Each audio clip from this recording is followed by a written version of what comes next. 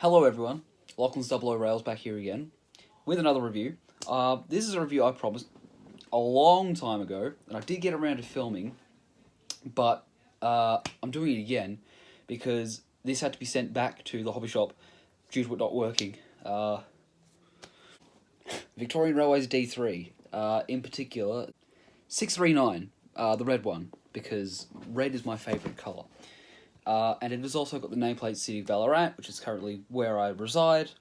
Before I do though, the story of it not working was, I think I have the footage somewhere as well. Something came loose inside, so you've got the motor, and you have the flywheel, and there's a thing that fits into the flywheel, and then it has the worm gear that drives the wheels and whatnot. Apparently something loose had come unglued inside the flywheel. That's what the problem was. Had to take it back to Metro Hobbies. Subsequently took it back to SDS, and I got it back, I think it was only last month, and I think it was about November that I had to send it off. So it's been a long time since I saw my D3 last. Alright, yeah, let's get back into it. Okay, so by now I'm pretty sure I'm already quite late to the game. I've seen already seen some other reviews of D3s, but I wanted to do it anyway. So, there we go. Lid comes off. It's a nice, great big box. We've got the instruction manual, exploder diagram type thing, exploder diagram of the tender, instructions on how to couple the tender, the replacement pony truck, how to take the tender off to fit the speakers, keep alive, which is really cool. There you go, the exploder diagram. I think it's got the speaker in there somewhere. I think it's about there. And then on the other side, we've got the locomotive itself. I like the great big parts list on it. Yes, you've got all the different types of cabs from the different variations of the D3. But enough of that, let's get into the actual meat of it. Alrighty, so it comes in these two ice cube type containers. We get the replacement bogie, which I think it's meant to go around wider curves or shorter curves. I'm not entirely sure about that one. And then we also get a replacement chain link coupler, if we can see that, to replace the knuckle, the phony knuckle coupler on the front of the D3 itself. So put those back in there. Right, then we take this out, pop that there. Take it out of the plastic wrapping. Whoop. Pop that over the side. Open that up. There we go. And there. There she is. Cool. Alright. Let's move all this stuff out of the way. I'll pop it together. It clicks together nice and firm. And there you have it. The Victorian Railways D3 639 in the Canadian red, which was what it was painted in 1988 for the Off-Steam event, I believe. Alright, we'll put it in the white background. We'll give it a close look. Okay, so there it is, the D3. Back, finally, on my white background for a second time. But you don't know that. Anyway, so this is a absolutely beautiful model. So we can just start at the front of the model. We've got the D3639 number plates, just on the front there on the buffer beam, and the phony knuckle coupler, which swings side to side so that it doesn't obscure the buffers, I think. It does not work. It is not a genuine KD. I don't know if you can have the option to fit a genuine KD, but that's fine. You got sort of that moon crescent buffer, and I'm pretty sure, yep, the buffers are sprung. There you go. And then you have the unhooker thing or the knuckle coupler. You've also got the nice plate cow catcher there, and next to that you've got the air hose. It's got all sorts of rivet detail, especially on the buffer housing and whatnot. Above that you got the running plates. Lamp does not work, which is unfortunate. You've got the yes, code discs closed. They do not give you the option to have it open. That would have been pretty neat. Behind that, steam rail name board, very cool. I do like that. Going up to the smoke box door, we have the sort of wheel crank door opener thing. Next to those, you got the sort of the hinges. You got all the handrails that go up and above the spoke box door. Next to those, and on each side, you've got the lamps, and they actually work. And speaking of lamps, you've got the great big headlamp on the front with 639 on the side. Also actually lights up, unlike the one on the front buffer beam. On the opposite side, we have this great big Westinghouse pump, which looks very nice. It's got all the detail, got all sorts of rivets and paint detail. Really cool. Further along on the running plate, we have the generator, which powers the headlamps, I believe, and all sorts of other pipework detailing, all the handrails and whatnot. Great big dome on the top, very shiny. I do indeed like that. I do enjoy a great big dome on a locomotive. Coming back to the driver's side, we have the great big, I think it's just some sort of air tank. I'm not particularly sure. I do enjoy looking up close all this lining, how it's incredibly tiny white lining, then a great big brown line, and then a white line again, and then that beautiful red Canadian finish. Move down to the wheels and all that sort of business. Under, slightly tilted on the 45 degree, I think, or something lesser than that. It's got that really nice curvature pattern on the steam chest. The connection rods have all sorts of detail as well, including the oiling points and all sorts of other very well done details. The only criticism I do have is that the centers of the wheels are silver. They're not blackened, they're not brown in this case like the rest of the wheel. It's just there sticking out. After this review, I will probably try to paint them so it does look a little bit better, but yeah, just something that I wasn't particularly happy with. Moving to the cab, we have the Victorian Railways builder's plate in red. I can't see what it says from here. We have the token collector thing, I think it's what that's called. Nice curved steps going up into the cab. On the front, you have details of a door, and I think that goes for both sides. Yeah, I'm pretty sure it does. And you got all the rivet details and all the wood paneling. Above that, you have the safety valve and the whistle. That looks really nice. Also all the same on the other side as well, basically repeating what I said about the other side. With that, we can go to the cab, but before we go to the cab, we have this really nice 8-pin sort of connector between the locomotive itself and the cab. Far better than the sort of connections you get on other locomotives where it's the wire going right between them. This makes it a bit better to package a locomotive, which is a very smart decision, and it doesn't leave them prone to braking or anything like that, which is really cool.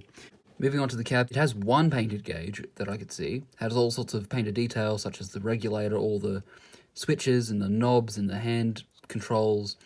Got the chair for the driver and fireman, which is really cool, and it's painted in this nice cream colour. On the front of the tender, which is where the fireman / driver would stand, there's not a whole lot of detail, or at least not painted detail. You got the doors for where the coal is, you got the hole where the coal would fall out, and then you can shovel it into the firebox. On the side, rivets where the coal would be, and then sort of the zigzagged rivets where the water tank is. The top has got some detail as well. It's got all sorts of tool chests and the filler cap as well. The coal is kind of shiny. I think I might put some real coal in that with some glue. It's got the fire iron holder tools. Down to the bottom, there's all sorts of other detail as well, like various hooks and things, lots of steps as well. Nice bogies too. Two different bogies, which I'm pretty sure is prototypical on the real thing. Swinging around to the back, the D3 639 number plates. Wiring detail as well with the also working lights, and the crescent moon buffers also sprung on the back.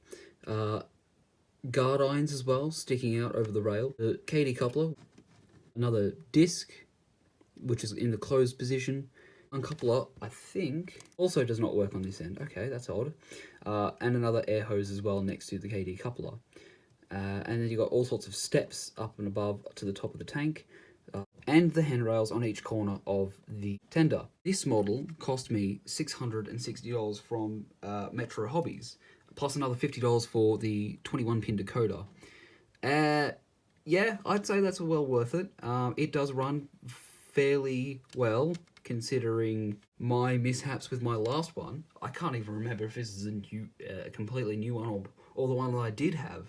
Although on my last one, the Spirit of Ballarat sign fell off. I did manage to keep it though. Either it's been fixed or this is the same one, because as you can see it is rather loose, but I better not play with that. This is a really good model. I do enjoy this model a lot. I'm very happy that I have it, and I'm very happy that I have a red one because these sold out. These were probably the first to sell out compared to the other colours, which is either the other preservation ones or the working ones, the flare top tender.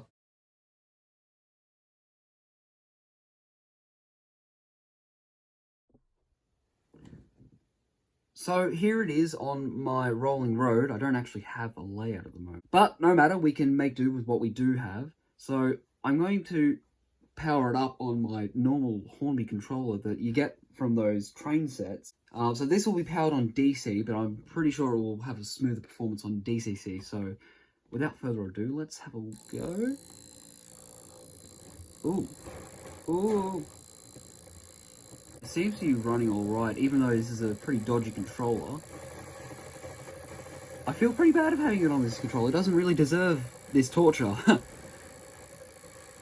We'll speed it right up. Ooh.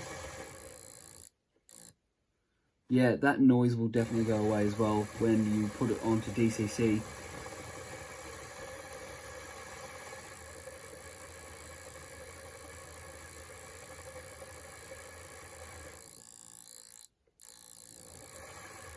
Yeah, it doesn't really sound too good.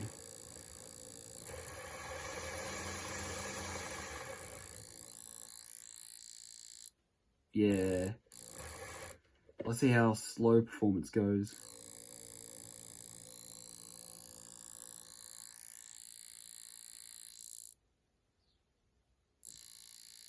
Even on this really poor controller, it still manages to go really nice and slow. I probably don't want to keep running on this controller in case something does happen to it. In the business, we call this foreshadowing. So that's been my review. I think we'll move on to shots of it running at my club.